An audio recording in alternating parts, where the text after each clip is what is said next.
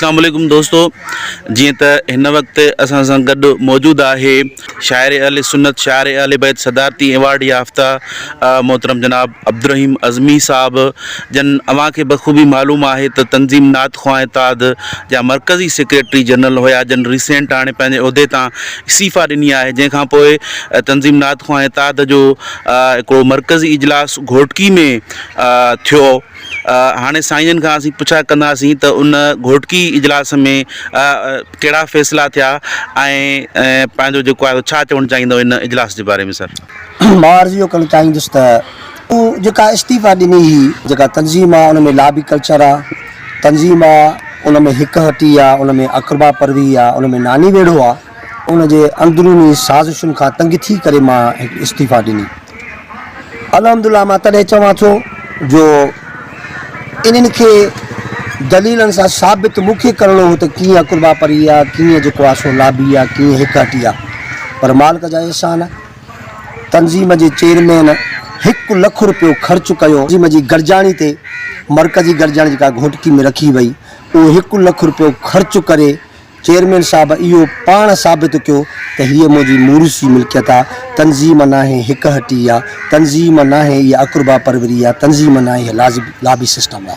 हाणे अर्ज़ु ॿुधो, हू को घरां फ़ैसिलो खणी आयो, मरकज़ी उहिदेदारनि खे विहारे करे मुशावरत वठणु लॻो त बाबा हीउ फ़ैसिलो अॼु मूंखे करिणो आहे, हीउ ख़ाली उहिदा भरणा आहिनि, फिलाणनि खे रखिणो आहे। कुझु दोस्तनि उन ते एतिराज़ु कयो त साईं फ़िलहालु उहिदा इहे तव्हां न भरियो, असांखे हफ़्तो या 5 ॾींहं 8 ॾींहं असांखे टाइम ॾियो त जेके दोस्त नाराज़ थी विया आहिनि असां कोशिशि कयूं, महिनत कयूं, उन दोस्तनि खे आमादा करे तंज़ीम में वरी वापसि आणियूं त बहितरु थींदो। चेयरमैन साहब हाउकार कई, कमेंटमेंट करे उथी आयो। जॾहिं उन मीटिंग इजलास जी शुरूआति थी त उन में तक़रीबन ज़िलनि जा उहिदेदार, तालुकनि जा उहिदेदार बि शरीक हुआ। लाड़काणे खां मोहतरम मोहम्मद इस्माइल चांडियो,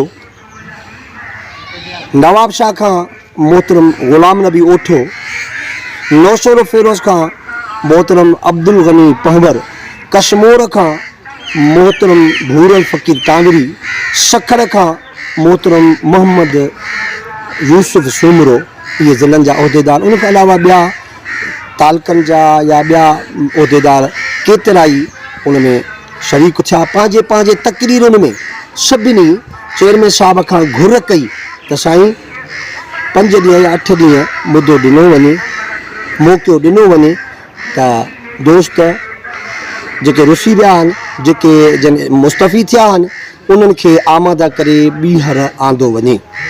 पर चेयरमैन साहब जीअं चवंदा आहिनि त साईं ख़ुदा बदनीयत खे सिधो रस्तो न ॾींदो आहे। ॿिन्ही उहिदेदारनि खे जे राय खे हुन लत हणी करे हिकिड़ो ज़ोरी हिकिड़ो पंहिंजो फ़ैसिलो मढ़ियो।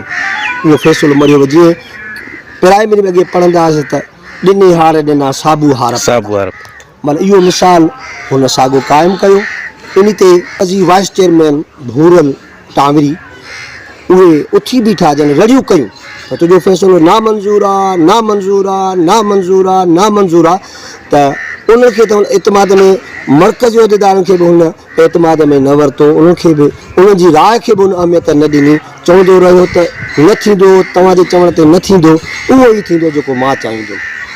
सो दोस्तो अल्हम्दुलिल्लाह तंज़ीम जे लाइ, मीटिंग जे लाइ हिननि लख रुपया ख़र्च हिन कया, पर मां त इहो चवंदुसि रब वरी बि सोभ मूंखे ॾिनी जो हुन एॾो सारो ग़लति फ़ैसिलो करे साबित कयो त जनरल ज़िया बि ईअं न कयो हो जीअं हिन कयो। हिन साबित करे ॾिनो त वाक़ाइदे मुंहिंजी हीअ जेका तंज़ीम न आहे इहा मुंहिंजी मूरुसी मिल्कियत आहे, हिकु हटी आहे, इहा नानी वेढ़ो आहे, जीअं मां चाहींदुसि ईअं थींदो। सो दोस्तो मां सभिनी खे गुज़ारिश कयां थो, जेके बि हीअ वीडियो ॾिसनि था, तव्हां पंहिंजी राय खां आगाह कयो त छा हाणे इहा तंज़ीम रही आहे या हिकु हटी आहे या मूरुसी मिल्कियत आहे, या चेयरमैन साहब जेको फ़ैसिलो कयो सभिनी जी राय खे लत हणी उहो सही कयो, ग़लति कयो, कीअं कयो, तव्हांजी राय जो इंतज़ारु रहंदो। अब्दुर्रहीम।